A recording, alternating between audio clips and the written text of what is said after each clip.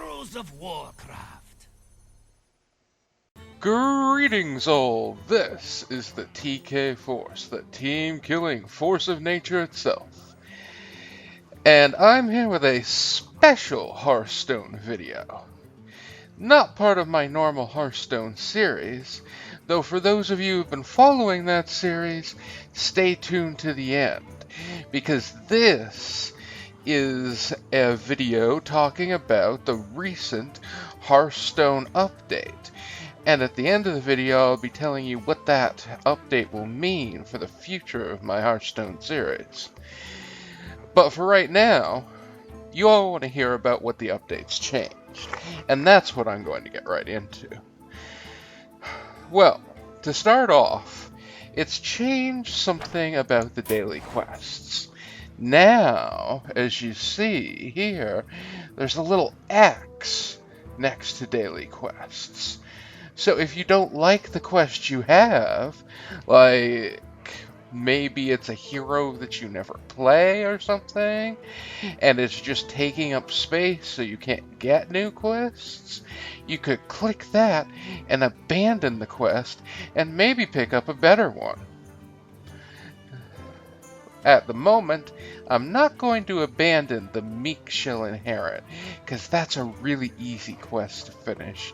So I want to keep that. That is a great change. I can imagine, with only the 3 slots, if you get all of them taken up by classes that you really don't care to play, that's going to make it hard for you to really earn of a little extra gold from your dailies. Speaking of earning extra gold, there's another change. In play mode, when you go into casual or ranked matches, after you win 3 battles, you get 10 gold. But now they've changed it so that you can only gain a maximum of 100 gold per day in that way. So basically, you can't get more than 30 wins worth of gold. You could still play for fun, and that doesn't count for achievements, and it doesn't count for quests.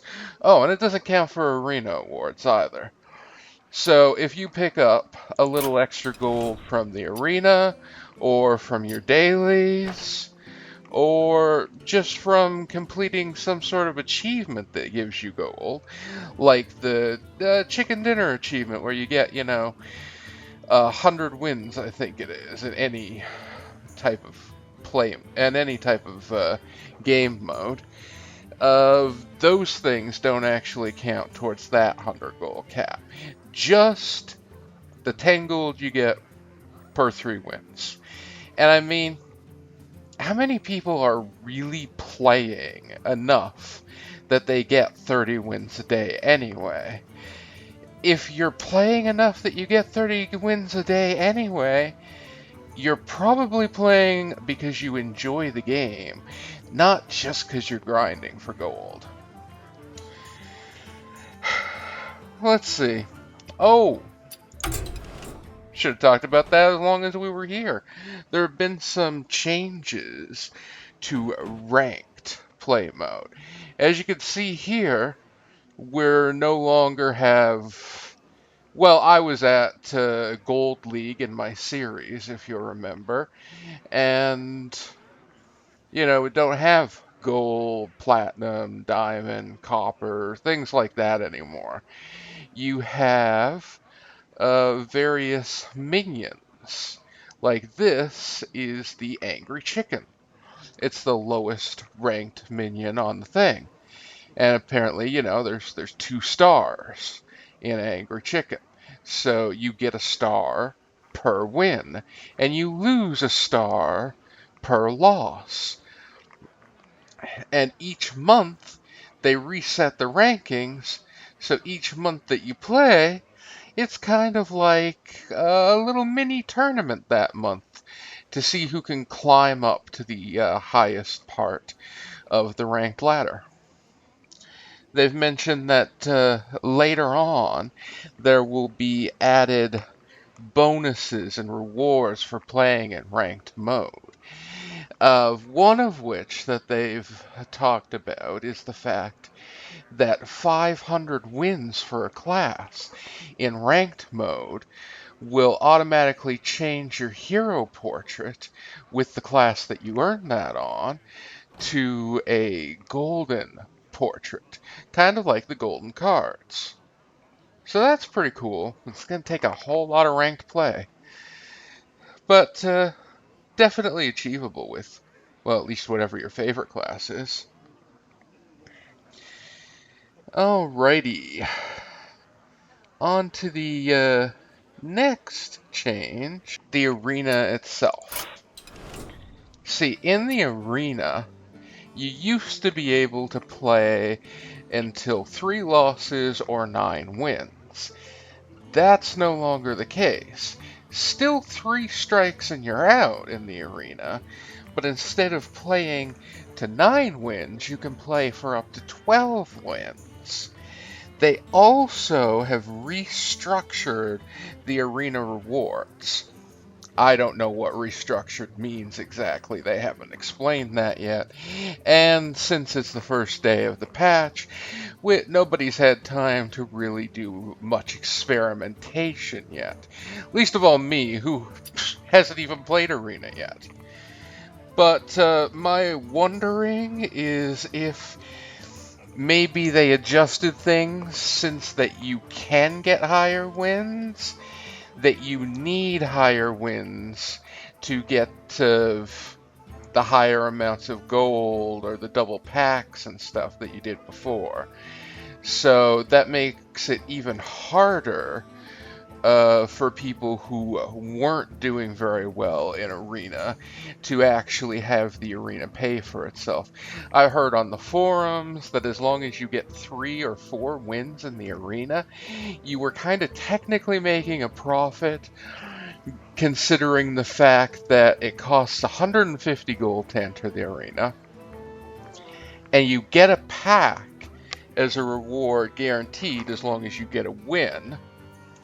And then the dust and gold that come with that was enough to cover the other 50 gold and then a little or something like that. So maybe they decided they didn't want to have things that easy on you and decided to spread out the rewards a little more over 12 victories instead of over 9. That's my personal theory. I don't know if it's true. We'll see what happens as time goes on. Some other interesting changes are visual effects. All gold cards are animated now. Let's see. Oh yeah, tracking has a nice little glow on it there. Gold cards do I have even? Yeah, so all the gold cards that you see are going to have some sort of an animation on them now. They didn't always. They were all shiny and pretty, but now they have some form of movement on the card. Kind of a foil hologram, if you will. Also, visual effects for playing some of the cards has been improved as well. So that'll be interesting to see. Now, one of the biggest changes that people have been worried about is various cards being changed. Let us move over to the Hunter. The Hunter had a couple of nerfs happen. One of which was right here with the Starving Buzzard. Starving Buzzard has been turned from a 2-2 to a 2-1. They say the reason for that is the Hunter apparently had an edge over the Mage, the Druid, and the Rogue. I don't have a Rogue deck. Okay, yeah. And the Rogue in some levels of competition that they, I guess, felt was unfair, and this kind of evens the playing field because you can ping off one of the hunter's go-to cards for card draw. That seems a little bit harsh, but then again, doesn't really bother me. People went right for your buzzard anyway. They were going to get rid of it. I guess this means they have to use a little less effort now, but really I tended to only play the buzzard when I could play some beasts right behind it anyway, or if I could pop it behind a taunt of some sort to try and protect it a little bit more. So that's not really going to help the druid and the rogue too much, who will have to go through that taunt. And of course, the mage, they just keep handing favors to the mage. People are actually making jokes on the forums now about how it should be called Mage Stone, Mages of Magecraft. But then again, I've beat my fair share of mages, so I don't know if any of the classes are that overpowered. Let's move on to, I need to go into crafting mode for this one. Unleash the Hounds.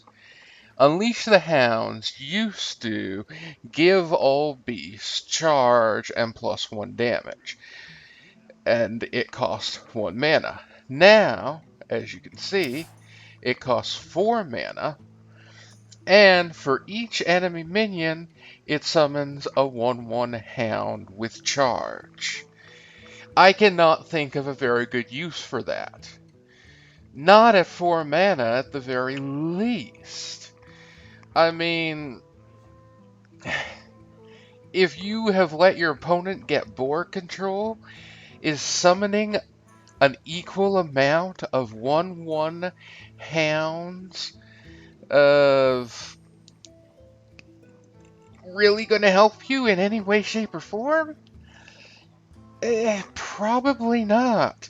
Maybe if you could play it with some other things, I could see how it could be a little useful, but at 4 mana, that takes up a sizable amount of what you can play in the round, even at the higher levels. I just don't see that helping you very much. Maybe people are going to think of some cool combos for it.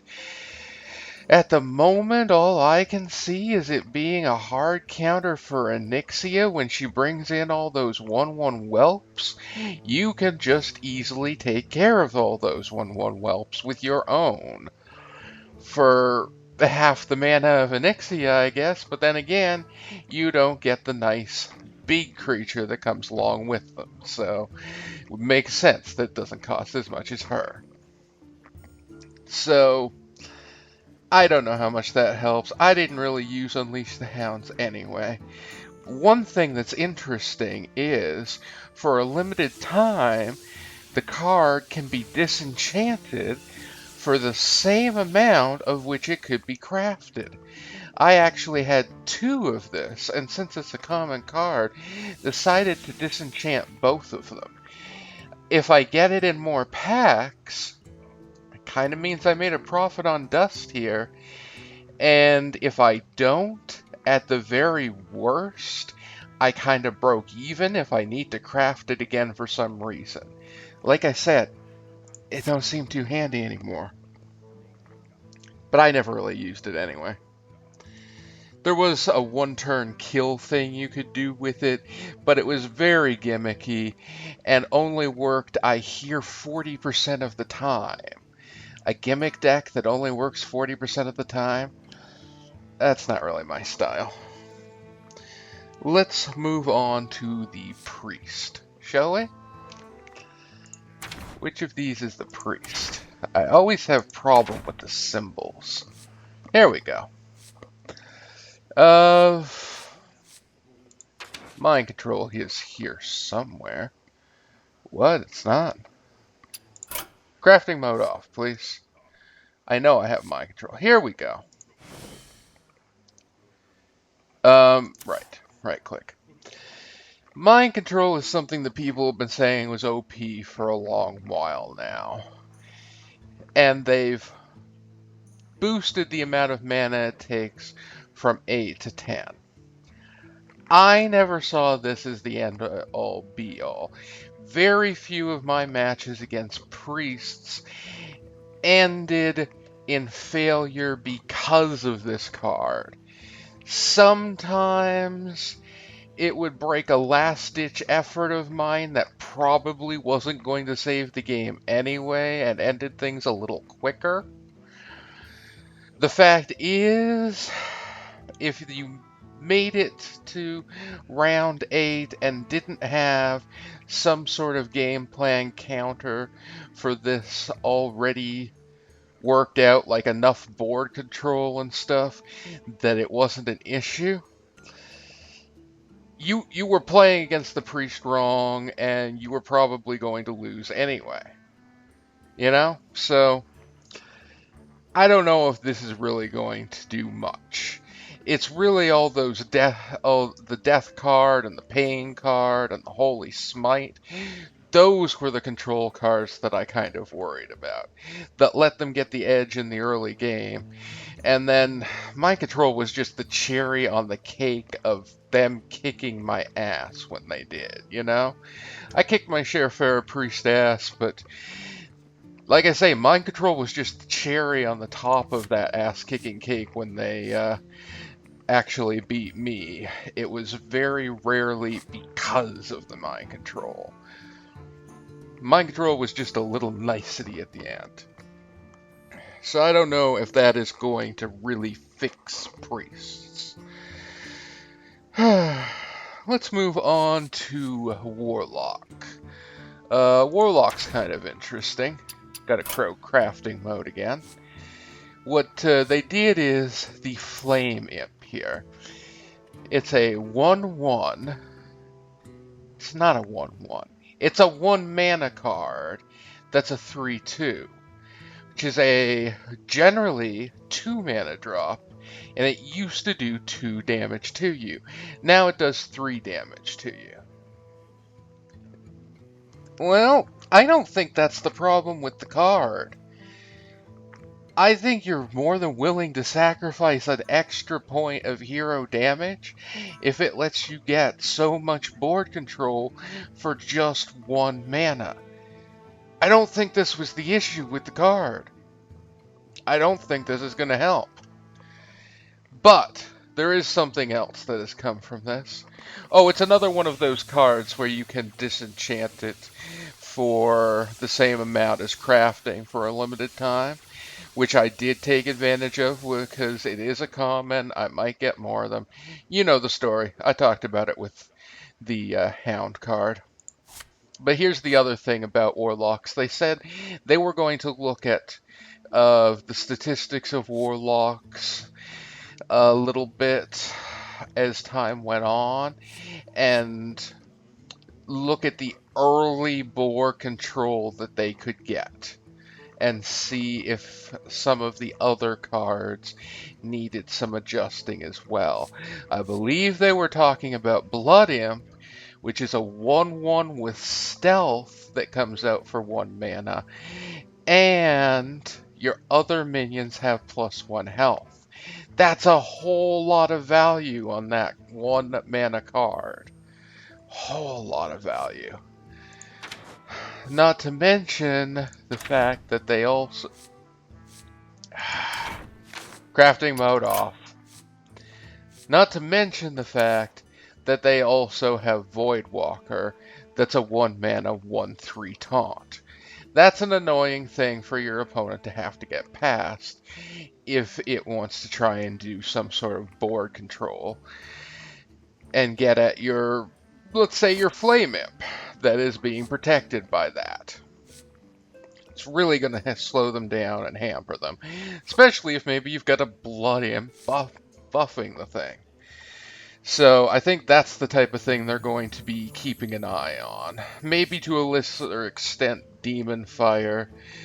that allows you to pump up those early game things pretty darn quickly for a pretty decent amount. A 2/2 bonus for the 2 mana. I mean, the value is fair. It is like half of a Blessing of Kings.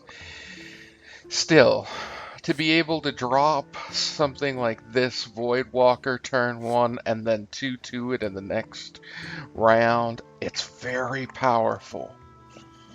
So maybe they are right to keep looking at the Warlock's early game board control. Time will tell. Next, we'll move on to the neutral things that have changed. One of the things people have most been looking forward to is the fact that the Argent Commander got a nerf. That apparently was a card that had to be in every single deck because it had incredible value. Here it is. 6 mana. It's a big investment, but it had it did 4 damage, and it had 3 health and a divine shield, so it traded good twice. They took the health down by 1? I don't see how that's gonna fix it, really. It's the 4 damage and the charge and the shield that let it trade well twice. I mean, yeah, maybe it'll let it get picked off by a weaker minion after the shield is gone. That's a possibility, you know? But you're still probably going to get some darn good value out of this card. But the nerf might have been enough to take it down just a skosh. Again, it's another one of those things that if you've crafted it, let me tell you, that's the reason that they're doing it. If you have crafted it, they want you to be able to get your dust back. Like, if you really wanted this card and you made it through dust, they want you to be able to get your dust back so you don't feel cheated. I didn't actually make this. I didn't get it in any packs yet, so I didn't disenchant it. Though I'd have been tempted to if I did get any, because, like I said, it doesn't really harm you any to do it. I mean, you might get it again later, and right now, you're kind of getting a bargain on the dust. Anyway, the next thing, crafting mode off. The next thing is Shattered Sun Cleric. Shattered Sun Cleric was quite a lot of value. It was a 3/3 for 3 mana, which was decent in itself. But then it also gives a friendly minion +1/+1. That's like a 4/4 in a way for 3 mana. So that was a little bit... it's just so much value, really. So now they've made it a little easier for a smaller creature to trade for it. You know, you could use something like, I don't know. Yeah, you could even use like a Murloc Tide Hunter, or a, Bluegill Warrior to trade for it now. So that the, at least the creature that gives the buff doesn't have as high a value as it did before. So that seems like a reasonable reasonable nerf that they've given it there. That could make it a little less valuable. I still think it's a good value card myself.